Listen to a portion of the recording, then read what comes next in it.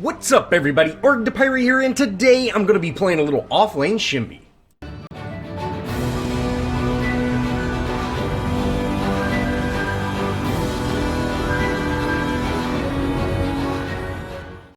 As always, let's go over the deck. Now I have Healing Towers, Auto Shield, Experienced, Mana Fountain, Spell Shield, and lastly Overpowered Spells for my gems. Now for my cards, I have Advanced Evolution, Coin Master, Exoskeleton, Font of Experience, Flame of Zetchin, Mana Flow Acolyte, Astral Leap, Growth Totem, Apex Predator, Vital Waters, and then lastly Molix Nasher. Now before I get into the gameplay with Shinbi, I've got a few kind of little things that I do a little bit differently with her. Now, since I am much more of a casual player than I used to be, I don't typically wait to choose my abilities until, I just grab them right away. But with Shinbi, if you are playing in the offlane, I would highly suggest holding off, because she is a caster. Not only that, she's a melee caster, so you have to be very close to the enemy to actually make something happen. Now, with someone like Countess, it's a no-brainer what your first pick should be. But with Shinbi, you have two options. Do you want that poke or do you want that escape? And I really like to see what the enemy team's going to do before I make a choice on what ability that I'm going to pick. Now, my next point doesn't really become more of an issue until later in the match, but I'm sure you've noticed I've gone Knowledge and Growth. And this is simply because there's some good sustain cards in Growth, like that Growth Totem. Now, I can throw Growth Totem on very early because I should be getting pretty high in level as the offlaner, especially with Font on. So I can swap that out for Growth Totem if I am taking a lot more damage than, I really need to. Growth is a great card. And, if not, I can just keep my Font on and continue to level up. Well, you just kind of have to wait to see what happens later in the match. And, this is kind of something that's common with this type of deck. You can really customize it towards how you're playing. If the team's being very aggressive, go for those higher damage cards. I've even got Flame in, which Flame can help, adjust a freeze. And it also gives a little bit of that attack speed, which, that's minor. But hey, it's a free card, and if you don't have a whole lot of other cards to use, you're crazy not to throw that in there. But again, this is really kind of my offlane deck. You can go full damage, like running, Death Knowledge deck, where, you have Shadow Stepper and things like that. And that makes for a very, very solid deck. But since I am, kind of building this deck for people that are trying to get into Shinbi, this is a great deck for, that starting Shinbi player. Now, we did have a great 3-minute rotation from our Quang, and unfortunately, we kind of went after two different heroes there. I was going after the Muriel, he was going after Twin Blast. We didn't really make anything happen, but we did force Muriel to back, and it really relieved a lot of pressure and allowed me to back as well. You could see I was getting very low. Now, I chose to go with Exoskeleton because I was taking quite a bit of poke there. Coin Master is definitely not my favorite card. I really don't think there's a big point in Coin Master. It's just very, very minor amount of farm. But, if you don't have anything else to throw on, the only reason I picked up any Vitality at the beginning was for that Living Tower gem. So, if I don't have anything else to throw on, why not run something like Coin Master? But, since I am taking that poke, I'm going to stick with my Exoskeleton. And you can see I'm just going to continue to try my best to hold this lane off. It is definitely a little bit harder with a Muriel and Twin Blast. Being this, melee caster, they can do quite a bit of damage to me. So, it's a little bit harder to hold this tower, but we definitely are trying our best. Now, I'm just doing terrible with last hits here. And you should definitely try to focus on last hits when you're under the tower. Really try to get those last hits. Really try to secure that farm. I'm only at 6, which is, that's pretty low. At 4.5 minutes in, I should be much higher. But Shinbi can be a little bit tricky to get farm. And, you can also level your Q up a little bit more to make it where it hits, substantially harder. And it's much easier to secure that farm.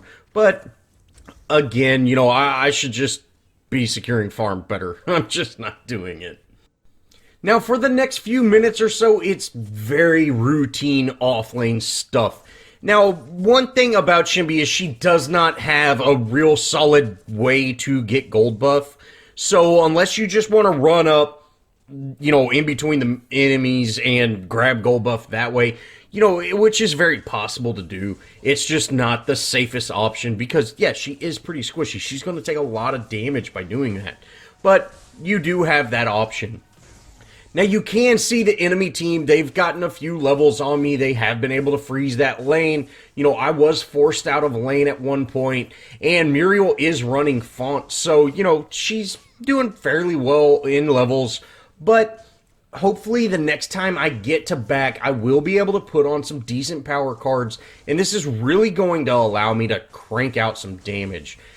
Now, you can see I'm trying my best to, run up there and get them to back off of my tower. I don't want them to come into the tower. It is 7 minutes in, but I would like to keep this tower a little bit longer. We are getting a little bit of a rotation from Quang here at, 7 minutes in, but I am not going to be able to do much to help in this fight. And they actually have their Iggy show up, and I say, hey, you know what, I gotta get out. There's nothing I can do. Me being out of mana and pretty low on health, I can just run out there and die, and I really don't have the cards to help out. So, now this did allow me to back and actually put on Mana Flow Acolyte, and, this is a huge power spike. 9 power is pretty nice, and you can see I switched out Exoskeleton for that Coin Master, because, I don't really need Exoskeleton anymore. Now, you can see here, I go in on that Murdoch, I'm able to get my ult off. I did wait till the shield fell. If I would have ulted Muriel's shield, I wouldn't have hit him for any damage. And then I go ahead and tell Morgesh, hey, go ahead and ult him, he needs one shot. It wouldn't take much to kill him, but it's fine. Wasting 2 ults or using 2 ults to take out a carry in the early game, that's worth it. They are on pretty long cooldowns, but as long as we can get him out of lane, that's fine. Now, you see here, I'm going to turn and run. I'm not going to push into the tower, and I could out-damage Muriel at this point, but there's no reason for me to go under tower. Their Murdoch's going to head back very quickly, and since I am a caster, I'm going to do almost nothing to that tower. So, it's best just to push the wave there, get as much farm as I can, actually push that wave into the tower, so I definitely know that wave is going to reset, and then that's going to allow me to, kind of go secure those jungle camps if I want. I actually end up snagging gold, and you can see this is what I was talking about earlier. You can head in there. It's very unsafe to do. I did take a decent amount of poke for it, but I got that 200 gold. In hindsight, it's probably not worth it to get the gold with Shinbi. But if you can come up with a very, good situation to actually go in and do it, go for it. Now, Quang did head over, I am out of mana, but he actually ended up rotating over here, which is great. I'm going to use this opportunity to back, and they actually end up taking our tower down, which, really, I would not have been able to defend it any better than he did. And on top of that, it's completely okay that they took down that tower. Now, their Shinbi actually ends up going in on our Quang, and you can see I'm just more fed than she is. I'm actually able to take her out. Now, I might be able to actually take out that Murdoch, but with Muriel having her ult and, being fairly close, I don't really want to risk it. If she does have enough mana to actually use her ult, it would just be disaster for me. Since our Morgesh actually ended up heading over, I'm going to go ahead and go in on this Murdoch. She's able to replay that favor that we did earlier. She sacrificed her ult for me getting the kill. And, hey, that's great. We're off to a pretty good start. this has been a little bit of a slower match. They down the tower at a little over 10 minutes, which, that's pretty slow considering the pacing that it is now. But, hey, I'm not complaining. Like, if I can hold my tower for 10 minutes, that's quite all right with me. Now, again, I'm going to just push this lane into their tower, and then I'm going to head back. I actually put on Growth Totem and Apex Predator, so I have both Font and Growth Totem at this point, which, hey, that's great. I'm going to head to mid, and I actually end up taking out this Murdoch, which, I didn't need to ult him there, but, I just did it. Why not? I actually end up taking out Iggy as well. They really wanted to down this tier 1 here in mid, which, that's fine with me. I actually end up saving it with, 0.1 health. But really having your ADC and your caster, or your mid laner, I guess, having both of them go down for what is really a silly goal is, that's bad. That's kind of critical. I would definitely like to not have as much damage on that tower as we do, but it is what it is. We've had a lot of rotations from our Morgesh, and, with Morgesh being one of the heroes that does very well at rotating, you definitely have to have a good communication with your team and saying, hey, I'm rotating, someone needs to cover mid, or you need to make sure your mid lane is set, or at least not going anywhere before you make those rotations, which we haven't quite had that as much, but we're still getting the kills, we're still forcing them out of lane, and, unfortunately, the minions do end up taking that tower right here. Just our Morgesh has been not laning as much as, I would like, but it's quite alright. A tier 1, they're really designed to fall, guys. I really like holding on to the mid lane tier 1 as long as possible, but you can't forget tier 1s are meant to fall. So when they do fall, that almost frees you up to make more rotations. And you can see here we've actually got a Winion wave on that tier 2 in the safe lane, so we're not doing horrible in the laning game. From here, I am going to go ahead and back. Now, I do put on Blink, which I have not used Blink a whole lot. With it just having mana regen, I find it very underwhelming. I, in all honesty, don't really feel that I have mana issues at all, especially once you get something like Mana Fountain on. I just don't feel mana issues, and so I think with it having mana regen on it, it's just very underwhelming to me. Sure, the Blink aspect is great, but there's a lot more that I could do with 4 points and intellect, especially since a lot of the times that I am running intellect, I am also running death, and Invader Mage wins that fight anytime. But in this case, I don't have access to Shadow Dancer or anything like that, so I can use Blink as a great engagement tool, and that's kind of what I'm hoping to see. Now, I was able to force that Muriel out of lane. She did shield that last little bit of my ult, and, I don't have just crazy damage right now, so that's fine. I'm going to actually get out. Their Shinbi showed up, and with that Muriel ult, that's one thing, guys, Muriel can completely flip a fight. So if you see her ult in, and you're not in a real team fight, if you are in a solo fight, as soon as you see Muriel ult in, you have to realize you are now no longer in a 1v1 fight. You are in a 2v1 fight, and you have to get out. Now, I do go ahead and dive that Murdoch, and we're able to take him out. That did cost quite a bit of mana, and that probably wasn't the best play ever. But hey, I'm an assassin, my job is to take out the ADC whenever I can, and I know Muriel doesn't have her ult since she ulted on that Shinbi, so that was a great time for me to go in, do my little quick rotation, take him out.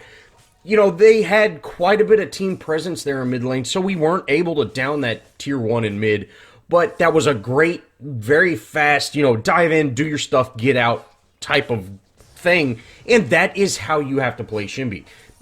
Think of her just like every other assassin, just like Countess or Clary. You dip in, do your stuff, dip out. And, you can see it works very well with her. The only thing with Shinbi is she's one of the slower killing heroes. When it comes to, your assassins such as Countess or such as Kalari, they are capable of quite a bit of burst damage. And although Shinbi does have quite a bit of burst damage, her burst damage is towards the end. When she ults, that's a lot of burst. But at the beginning, it's very, very little. You're stacking, you're getting your stacks up. So again, her burst damage is at the end of the fight. Everybody else's is typically at the beginning of the fight. Now, I do head back to base, and you can see I throw on Mana Flow, and then I realize, hey, I'm going to keep Leap on. I haven't used it. I'm going to try it out. And that's exactly what I do. I head to this mid lane. You can see we've got a pretty big presence in mid lane. Now, I'm going to just continue going in on Muriel. You can see she is able to shield a lot of my damage. You really just have to wait till her shields disappear, and then she's, fairly weak. But if you're going to burn your kit while her shields are up, everything's going to be on cooldown, and you miss your opportunity. Now, I do have to head back to my offlane. Our mid lane is getting punished severely, and me having to rotate, that's keeping me from, typically pushing this lane like I should. And since we still have this tower up, their lane is pushing a lot faster than ours. Hopefully we can kind of get everybody in kind of a more laning set of mind, and we can actually get that mid lane, pushed a little bit more, so we're not worrying about it too much. But Twin Blast is here with me, so hopefully we will be able to make some plays happen and actually, go in and, like I said, make some plays happen. We are able to take down this tower, easy peasy. We get a good chunk of damage onto that Murdoch, and Twin Blast is very easily able to finish him off. Head back to the lane and just continue to push this lane. Now, I want to push this lane. You can see there's a huge presence in mid, and we need to head there. Now, by forcing that lane, that's going to hopefully keep, the enemy over there dealing with that lane, and that's going to allow me and Twin to rotate without worrying about, the enemy safe lane heroes heading over. But it is a Muriel, so, you can't really keep her from engaging in the fight when she wants to because, it's Muriel. But I am going to go ahead, jump down. I end up diving this Iggy a little bit. You can see we're doing pretty good damage. I didn't even need to burn my ult there. We're actually able to take him out fairly easy. Apex Predator is a very good card. That paired with that Growth Totem, I'm really starting to put out some damage. And this actually allowed us to flip this fight on this mid tower. You can see with all of us here, we're able to just take this tower out, no problem at all. Now, I'm going to just stay in this fight. There's no reason for me to leave this fight. I've got their Shinbi, I had stacks on her, and I'm able to take her out, but I am very, very low, so I need to get out. I'm not going to risk sticking around for, whatever reason. Just get out of this fight. Let's reset. I am going to go have to deal with my lane, and I decide, hey, you know what? I should be able to heal up off of this. You can see this is a massive wave, and going back to tower and then heading back to lane, I might have actually lost my tower because of it. And so I'm just going to take out a little bit of those minions, and you can see their Murdoch had, they had vision on me, of course, with that minion wave, and their Murdoch made a great snipe. He did it right after I dashed too. I was not expecting that. Great snipe on his part. Hey, Murdoch, if you're watching this video, that was a good job, man. And, I should not have been in that situation, but I did end up saving that huge wave from coming to my tower and giving my team enough time to rotate and deal with it. So it definitely wasn't a good choice, but I feel it was kind of the best choice I had at the moment. Now, after I spawn back in, I'm actually going to have to head to our safe lane, and you can see, they've got a pretty big lane pushing. They've got a Yin and a Aurora. I'm getting a little full of myself, and I go in, and then I did not rotate fast enough whenever I used my dash. I misclicked my dash a little bit, and, that was the end of me. But the big takeaway from this is, we had our team in mid, and we down that mid tier 2, and that's great, but instead of our team retreating from that, we all stayed in mid and kept that pressure up, and that allowed the enemy team to push this safe lane and actually take down this tier 2. So we really just traded tier 2s, and we end up getting the better deal on, it was an Aurora and a support kill for an offlaner kill. So we ended up getting the better kill deal, but there was no reason for us to lose this safe lane tier 2. We could have completely prevented us losing that tower by just not overstaying in lane. We really need to work on playing the lane game, just a little bit more. That was kind of the issue in the beginning. We lost that tier 1 very early on, or that tier 1 in mid very early on. And, we've just kind of overstayed our rotations. Once people are leaving lanes, we're not having a whole lot of people go back to those lanes when they start pushing against us. And, that's just really a struggle that we definitely have to work on. Now, I'm going to end up heading to that off lane again, and, we just kind of head down there. Iggy's here. You see, he actually used his ultimate right there, which, I'm not exactly sure why, but I'm going to go ahead and go in on this Iggy. Now, I didn't want to use my ultimate here, and that's why I took so much damage. I really should have just ulted him a long time ago. That would have, saved a lot of that damage from happening. You can see that Murdoch, Murdoch's on point with his ults. He's got a lot of vision on the map, and anytime someone's getting low, he's, throwing a snipe their way. Which that isn't a huge issue, but it's definitely something to keep in mind. If you remember that first death that I had, I was, I went and tried to clean that lane up, and boom, I got hit with that snipe. So it's definitely something to, remain, keep it in the back of your mind. Now you can see my Twin Blast and Narbash are heading to me, and, our lanes are pushed fairly decently, and it's like, okay, let's go ahead and push this lane. There are, their entire team's rotating over here, and I'm telling, let's get out, guys. There's no reason to stay in on this. Being under their tower, that Aurora ultimate would absolutely destroy us. Let's just get out. I end up taking the enemy green buff, which, now I'm looking for a kill. I see this Muriel here in mid, and, I know that our Morgesh has her marked, so we're going to get this kill, no problem at all. We end up actually taking her out. I do lose my green buff there due to that Iggy ult, but that's fine. I was tanking a lot of that damage from, my team, and with green buff, there's no better reason to use a green buff than to, keep people alive a little bit longer. Now, you can see our off lane is being pushed since we left. The enemy team, they're pushing our off lane like crazy. And, we're going to have to go back and actually deal with that. This is another thing which, I'm guilty of this as well. I definitely stayed in that fight when we should have got out. But, you can't, when your ADC is staying in a fight, you cannot leave that fight. So if the ADC is staying in, the rest of the team really needs to stay in, because the ADC is the most important hero, in the game.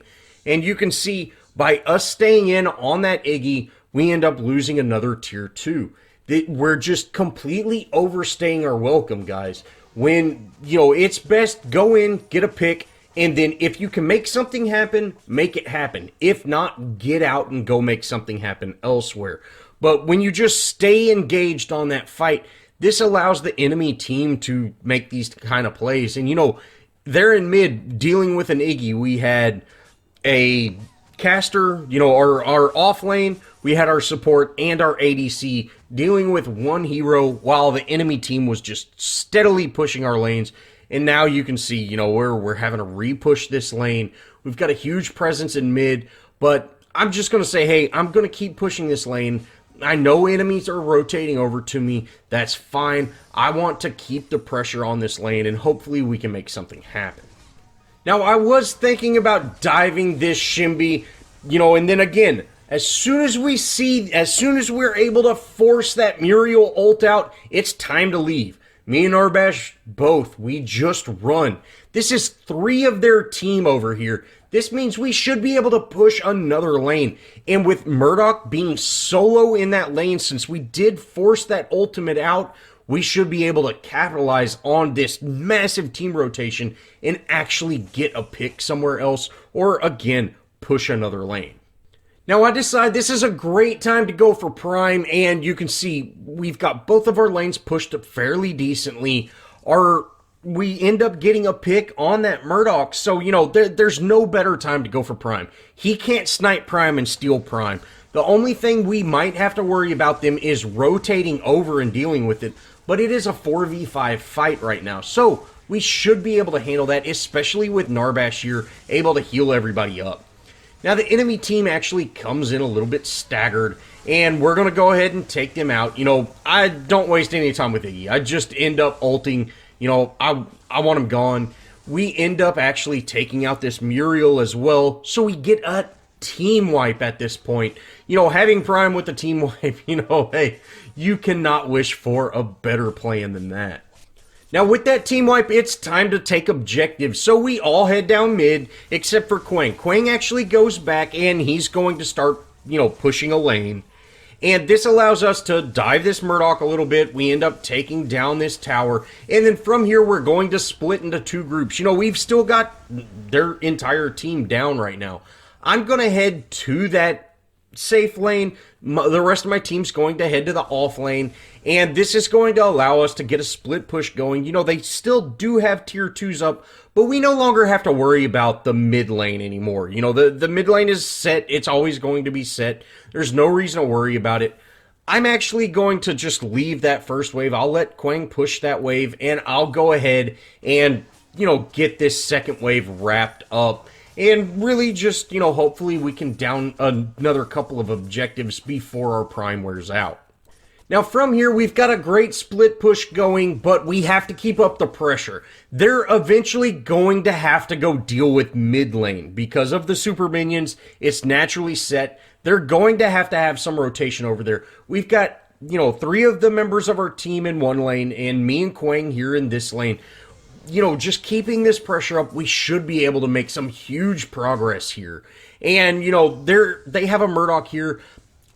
We should be able to actually get this kill. You know, me and Quang haven't played much together, and so we're, you know, working on a few things. But we end up actually going in on that. You know, like I said, we had a little bit of a miscommunication, but hey, it's no big deal. Now I end up actually going down. You know, Murdoch hurts at this point, and so I end up going down there. Again, like I said, it was a little bit of a miscommunication. I end up dying for that offlane tier 2, which, you know, that's probably definitely not worth it. But sometimes dying is what your team needs you to do. Now, that sounds kind of weird, but if we would have backed off, if me and Quang would have backed off, this would have allowed Murdoch to rotate over. And you saw how much damage Murdoch's cranking out. Or this would have allowed, you know, their team to rotate over and deal with mid lane. And, you know, there were a lot of things that could have happened because we weren't keeping up pressure. My team needed me to keep up that pressure. They needed me to stay there. We ended up actually forcing out that Aurora ult, which that's huge. Aurora used her ult to deal with me. She could very easily use her ult to deal with my entire team, but she chose to use it on me, and the result of that was, look, we end up getting 3 of them down. We end up taking that off lane and the safe lane tier 2, and we're probably going to get this other inhib. And this was all because we were able to keep up that massive amount of pressure and not allow the enemy team to rotate. So, although I died for no reason, if you look at it that way, my death actually caused a massive swing in this game. Which, you know, well, I guess the getting Prime was the start of that. But the second half of that was me dying, and this allowed my team to really kind of make some great plays there. It really allowed them the freedom to deal with those towers. You know, now I'm not trying to say, oh yeah, you know, every death I have is strategically planned. But when you are in comms with your team and you say, okay, I'm going to keep up pressure so y'all can keep up pressure, or y'all can actually push, that's what you have to do. You have to keep that pressure up. You don't want to back off too much. You want the enemies to stay engaged with you, even though y'all might not be in a fight. You're keeping them in that lane and not allowing them to retreat. Now, once I see Murdoch, I'm just going to dip out, guys. I end up stealing this green buff from their Shinbi. You know, I used my Q and was able to swipe it from her. And then I head to mid lane. Now, you know, I've got all my good stuff. I'm actually going to take out their Shinbi first because I'm more worried about Shinbi than I am actually worried about Iggy. Unfortunately, I did not get enough stacks on her to take her out, but we were able to take out that Murdoch, which Murdoch's, of course, much better target than a Shinbi is. We end up taking out Iggy as well. You can see the power that I'm at now. I'm really cranking out damage. We're 14-3-3. We're having just an absolute great game, and you know, we got another 4 of their heroes down. So really all they have left is Aurora. Now I'm kind of sneaking around. I don't want to deal with an Aurora ult, especially being this low in health. Now Aurora does kind of juke out our Morgesh, which, you know, hey, that's fine. We don't need to deal with her right now. I'm actually going to go in on the core. I mean, hey, we've got minions there. Let's go deal with the core. Leave her alone, and let's get as much damage on this core, maybe even end before the enemy team shows up.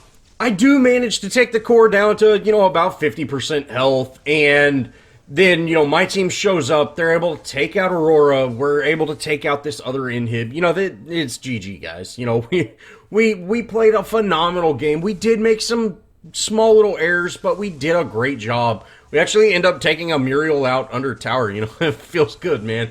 But, you know, we really ended up 14-3-3. So, all in all, I would say this is one of my better games with Shinbi. I don't play her all that much, but, you know, she is a very fun hero to play, and I really do enjoy this deck on her. Well, that's going to wrap it up, guys. I really hope y'all enjoyed this Shinbi video. You know, we've got this huge update coming on Tuesday, so the new HUD, everything like this might be my last hero guide before that comes out because, you know, I'm thinking about doing the patch notes like I typically do. So, if you did enjoy, show me some love. Leave me a comment. Think about subscribing. Join our Discord if you haven't done it yet. I'd love to play with some of y'all guys. And as always, I'll see y'all in the next video.